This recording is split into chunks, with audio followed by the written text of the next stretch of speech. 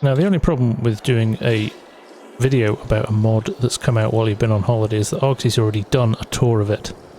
The least he could have done was shut the toilet lid when he was done. Jeez, oh. Also, putting electrics in here, with that, recipe for disaster.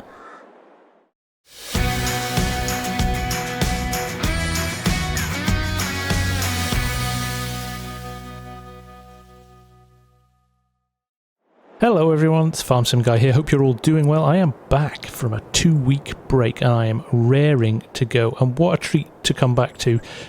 And that is Trailer Park Farm's new large shop. Now, if you have been watching the channel for a while, you will know this shed from FS19. Probably my favourite shed in FS19. Now obviously, map dependent, of course. You couldn't put something as big as this on Calmsden. It's not really going to work. But if you're into big maps, US maps, large open spaces, this is right up your street. Now, this was brilliant in FS19, but it's back for 22 and he's made some really nice changes to it. So, without further ado, let's jump in and have a look. Now, size-wise, it is 81 by 200 feet, and as you can see there, two very large doors. One at the front and one on the side there. I'll have a look at those in a little minute. Now, if you want to find this, you will find it in the shop menu and in buildings and in sheds. So there we go. You can see them along here, $300,000 in price. Now, there are 8 different versions here with different colours in them. Let's pick something quite large and gaudy like the red one here. Now, the reason there are 8 versions is because the way Giants has set up the colour changing options within the game, that you can only change one colour. So what Trailer Park Farms has done, he has coloured the walls of the shed, but if you use the M and N buttons here, you can scroll through and change the colour of the roof, skirt around the bottom, and also the window frames. So if I can just change it a little bit to here, and do that, you can see the window frames changing colour as well. So really nice way of doing it. A little bit of a workaround there, but needs must, of course.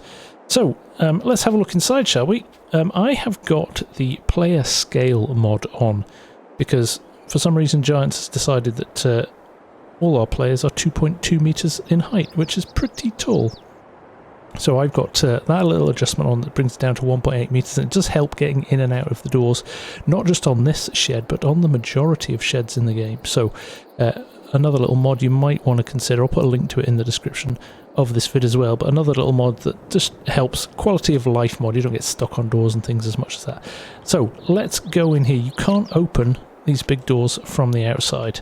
So I'm clicking there with my mouse and nothing's happening. So what you need to do is you need to go into this door. Look at the texture on this door there, the reflection on that door. Stainless steel door, very nice indeed.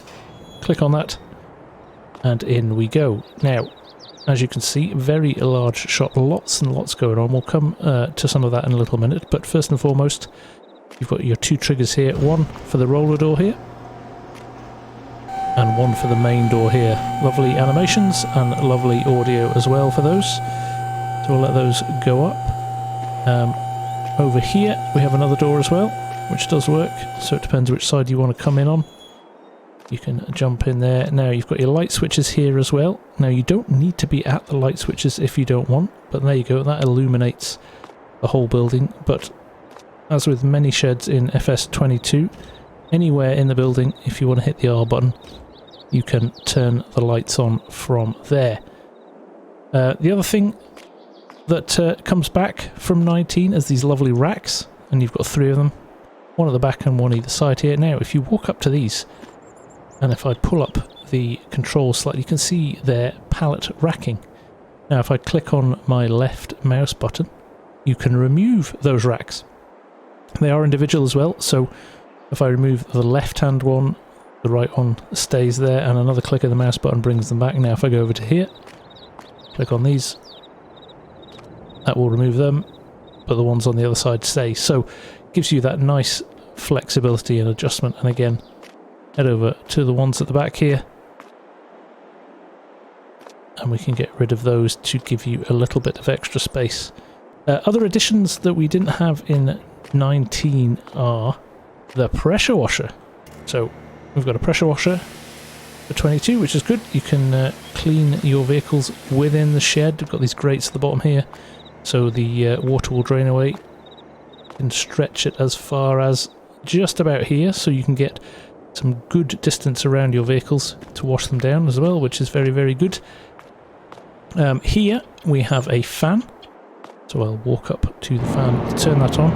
You can hear the audio difference there, you can see the animation as well. It has opened up the fan and the fan is moving there, so that looks really good. Let's turn that off again because it's quite noisy. And on the other side we have a heater, and as you can see there, just sitting there, heater on. Let's turn it on.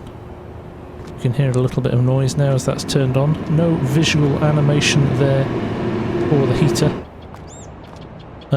on the inside, but if we walk outside, you can then see we have a little bit of a particle emitter there pumping out some steam from the chimney there. So again, another nice little touch. Let's head back inside quickly, because up at the back here we have our workshop trigger. You cannot get through the racks there, so you have to walk around the side. But you've got your workshop trigger here. Again, you hit the R button and you can load up any vehicle that you've got parked at the back. You've got little things as well, lots of things that pick upable and movable. So the brush there, another brush there.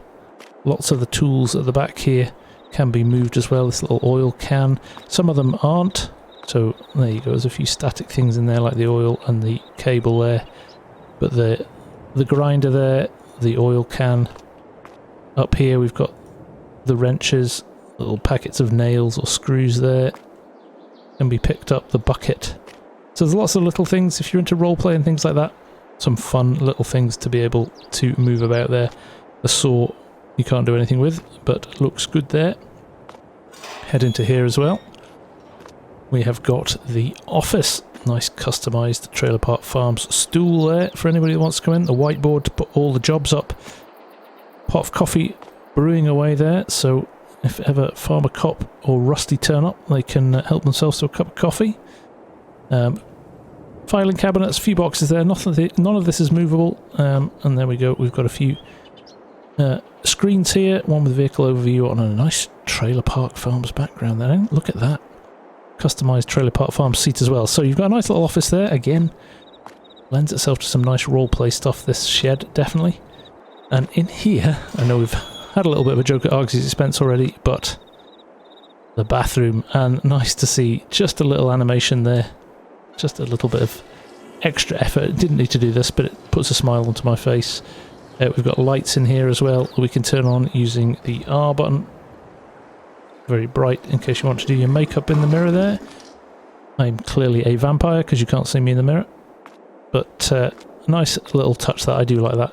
Again, lends itself to some rather nice roleplay interaction potentially. And up here, storage space. Again, you can use a forklift if you want to lift pallets or boxes into here, should you wish to do that. But lots of stuff on these shelves here, some of it not movable. So there we go.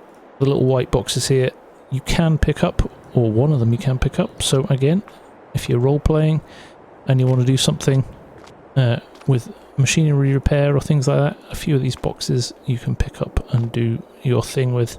But there we go. Very nice little bit of storage space up there. Let's just jump off here now. Over here is your second door, not as wide as the one at the bottom there, and we'll come to that in a little minute. But fantastic sized doors, slightly different animation here, concertina door there as it opens up. But again, really nicely done, great animations. And another door at the end here that we can head out of should we want to use that door. Now, in terms of space in here, you can get some pretty big machinery in here. So what we'll do, I'll do you a little bit of a demonstration with a combine, and also we'll pull something into the rear of the shed here, and I'll show you where the trigger for the workshop element is.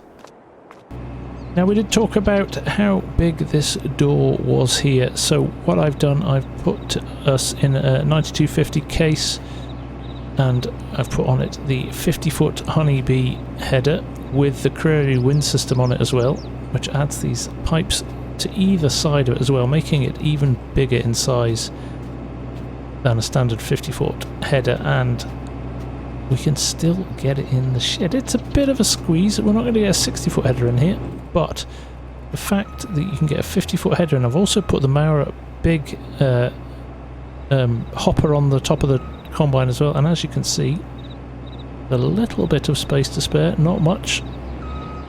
We can get the header in.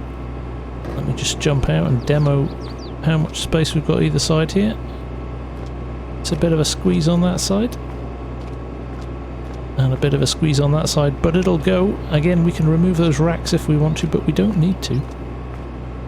But we can reverse this right into the shed here and work on it at our leisure. So there we go, in and available to work on. So that is fantastic. Brilliant to have something that wide, and again, still the space behind it here to fit in even more substantial equipment. I mean, I'm being honest here, you could fit two of these end to end in here if you really wanted to. There's so much space. Now let's just go and grab a tractor. So I'm just reversing this John Deere in here because, again, I want to demonstrate just how much space we've got in here. I'm going to unfold this and give you the ability to see this unfolded in the shed as well. There we go. So you've got the space not only to fit a big combine in here, but a rather large implement as well. Now, let's walk round to here and just show you that the trigger works for this as well. So again, it covers the whole of the floor of the shop, so we can get the combine and the honeybee header there at the front, or the high performance disc and the John Deere here, which is fantastic. Really, really nicely done. Also, something else I did just want to point out at the end here is, again, using the occluder mesh Trailer Park Farms has really optimized this shed so that when you have big vehicles and things inside the shed that you don't want to see, helps the performance and load times of the game. He's done that, so as I see here, when things like the case combine are out of shot, you cannot see it. It unloads it, so saves you frame rates and processing power when you're playing the game. Of course, if we go around here where the door is open, you can see that the combine appears because it has to be shown, and the John Deere at the back. But again, if we move around to the front here with the doors shut, those things aren't loaded in, which helps the performance of the game immeasurably. So very clever stuff as well, really thinking about the player base and making sure these are as optimized as possible, which is, again, really nice to see. Now, I did want to show you this as we move into dusk, that the automatic lights come on outside the shed as well, so you can see as we get dark there is some great lighting outside the shed to help you. And again, with the brightness of the lights inside the shed, it really is like daytime in there, so no issues with working into the night and into the dark with this shed at all. So there you have it, folks, a beautifully optimised shed by Trailer Park Farms. Once again, really showing the standard of sheds that we can get in the game now, which is great to see. Now, it isn't out yet, but keep an eye on his itch page, which I'll put in the description below, because I imagine it's going to be out any day now. But from me, for now, the Farm Sim Guy, I hope you've enjoyed this little look at the shed, and I will see you all again very soon. Bye for now.